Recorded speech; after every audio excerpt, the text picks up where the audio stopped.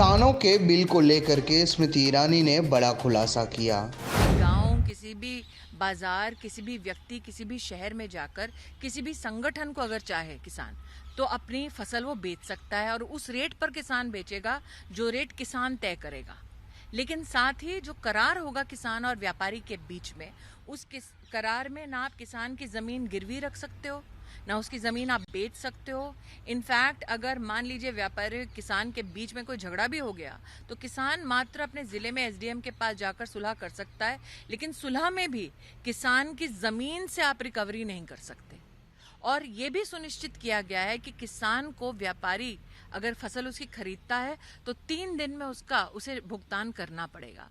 अब आप मुझे बताइए कि जिस कानून में किसान की ज़मीन सुरक्षित की जाती है, किसान को अपने आप फैसला लिए जाने का हक दिया जाता है कि वो देश में कहीं भी जाके अपनी फसल बेच सकता है, किसान की पेमेंट 3 दिन में सुनिश्चित हो सकती है, उस कानून का क्यों ऑपोजिशन विरोध करती है?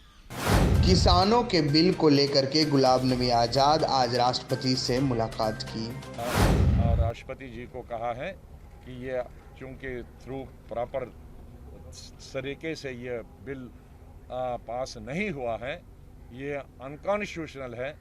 माननीय राष्ट्रपति जी इसको वो कानून हिंद भारत के संविधान के रखवाले हैं, वो इस बिल को वापस भेज दें और ताकि उसमें दोबारा से चर्चा हो जाए और थ्रू प्रॉपर रूट में आ जाए और उसमें चर्चा के साथ साथ जो अमेंडमेंट्स हैं वो अमेंडमेंट्स भी लाए जाएं, रेजोल्यूशन पे दोबारा वोटिंग हो जाए, तो तब जाके जब आएगा तब इसको अपनी स्वीकृति दें, वरना तब तक इसको आप स्वीकृति नहीं दें, इसको आप वापस करें। किसानों के बिल को लेकर के नवजोत सिंह सिद्धू भूल चुके कि शायद वो कोरोना काल में जी रहे हैं। कोरोना काल के अंदर यहाँ पर जिस तरह की परिस्थितियाँ देखने को मिली, ये चौंकाने वाली थी।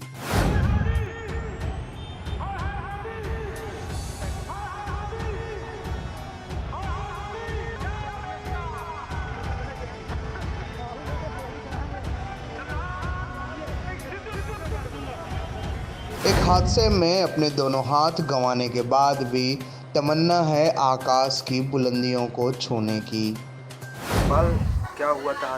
क्या हादसा था वो? कैसे क्या कर रहे हैं? अरे हम बॉल खेल रहे थे, बॉल ट्रांसफार्मर के पास चली गई, 11,000 लाइन थी, उसने पकड़ के खींच लिया। कोई सेफ्टी थी नहीं ट्रांसफार्मर के पास। उसके बाद हमें खुद नहीं पता क्या हुआ, कैसे हुआ। पापा ले गए हॉस्टल, वही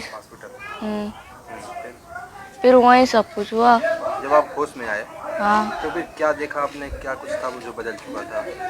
हम बस लेटे हुए थे, एक बरामदा था उसमें लेटे हुए थे और बोरे पड़े थे उनके ऊपर। पता आप कैसे कट गए, क्या हुआ? हमें खुद ही नहीं पता हाथ कैसे थे कैसे नहीं थे। अब आप कैसे खाना पीना खाते, कैसे काम करते हो? पूरी बात। पैर से खाना खाते हैं, पैर से लिखते पढ़ते, पैर से सारा काम पैर ही करते हैं।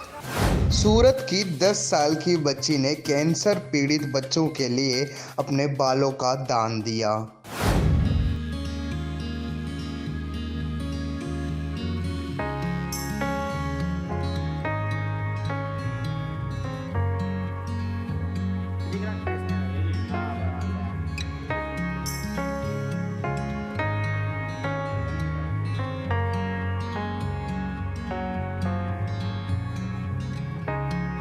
सबसे ज़्यादा इंस्पिरेशन बाल ब्यूटी वर्ल्ड के थ्रू मिली, जो डोनेट करते हैं कैंसर पेशेंट्स को अपने हमारे बाल।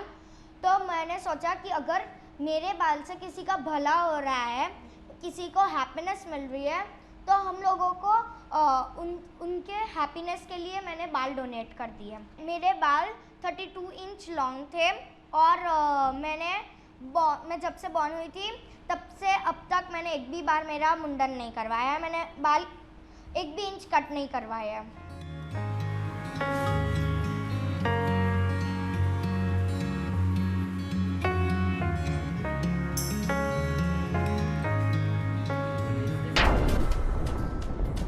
खबरों में बने रहने के लिए हमारे चैनल को सब्सक्राइब करें और बेल आइकन